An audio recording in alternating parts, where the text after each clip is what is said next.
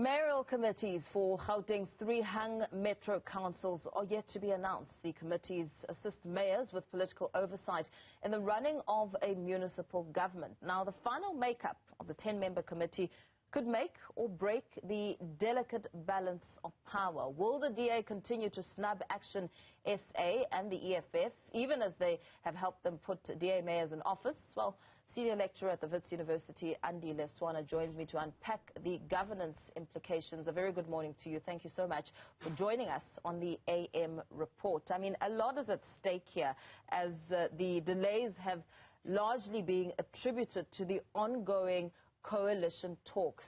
What does this now speak to when it comes to the business of the cities that need to run in an orderly manner to benefit the citizens on the ground? Thank you so much, Mpo, and to your viewers. The first thing that we've got to accept, maybe just 2 things at the start of this, is that the system that these former opposition parties or minority parties have done is to opt for an executive mayoral system. Now, what that means is that a lot of power to actually run the municipality vests directly in the mayor. 2, there is at least no written time frame within which the mayor has got to compose or to constitute the mayoral committee. So and then lastly, the MMCs are actually enjoying delegated powers from the mayor and can be removed by the mayor if the need arises.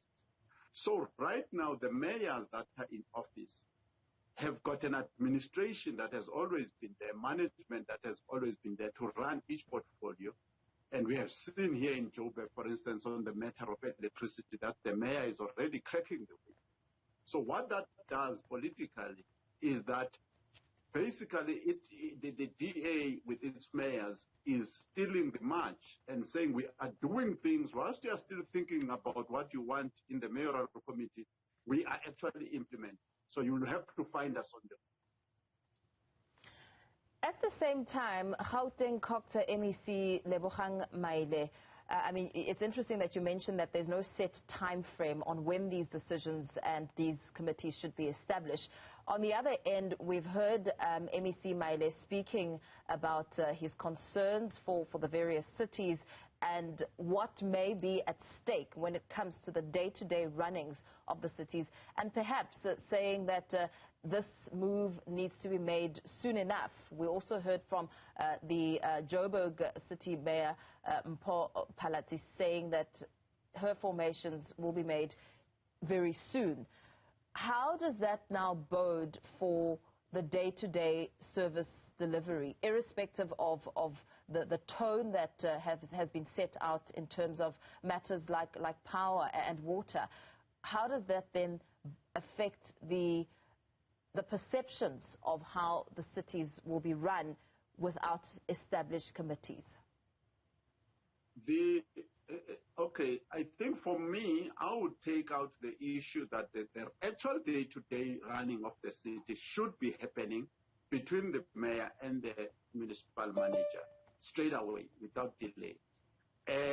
However, where the issue is, and this is the big historical moment that we're in, whereby every party, especially the experienced parties, the ANC, the DA, the IFP, those who've actually run governments before, whereby they are used to a system where the only voice that matters is their voice.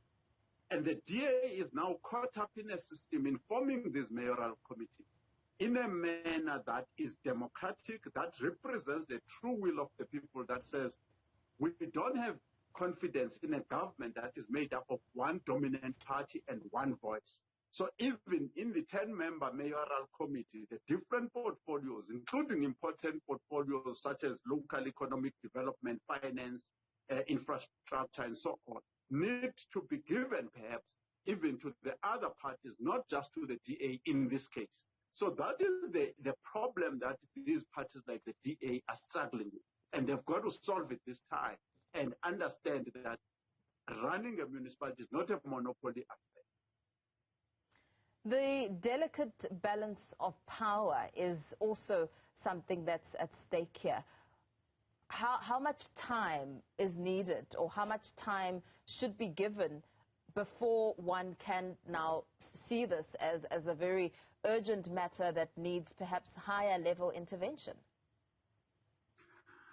I personally am quite comfortable and quite happy with the fact that the people who are trying to form these coalitions, and I mean, somebody said we don't even know what these things that are being formed, what the name is going to be. So that they are taking their time and applying their minds and negotiating forcefully even to come to some form of consensus, because to try and cobble these things overnight in a rushed manner, because what people who may say, including the MEC who comes from the ANC, is that all they did before was to give people positions, just to buy support from smaller parties and then run the show. Those parties, as long as they are getting salaries and other benefits, they are fine. This is not what we're talking about this time. What we're talking about this time is a new system altogether of proper democratization, of making sure that there is diverse representation. So to rush this thing and then say there's an emergency when the law itself does not create that emergency is problematic in itself. The overall success of whether or not these agreements do indeed work, these coalitions do indeed work, is something that we have seen in the past failing dismally when there's no balance of agreements and priorities, and also the parties not really putting a lot of focus on service delivery itself, but rather focusing on their demands and dynamics in ensuring their own personal goals. What will be important in the formation of these lengthy discussions behind closed doors when it comes to overall service delivery and the positioning of the change, the big change that we saw with the ANC, of course, not doing as well as it should have done according to its track record? So there are two issues that theoretically at least are straightforward. One of them is that every one of the metros has got a huge service delivery backlog. If you go into the middle of the city in Johannesburg, you go into the middle of the city in Kempton Park, you go into the middle of the city in Swana, it smells like sewage. It's dirty. It's unacceptable. It's not competitive. So those types of backlogs are clear to everybody. Number two, the Constitution and the various acts, such as the MFMA, the Municipal Systems Act, prescribe what services should be focused on and delivered.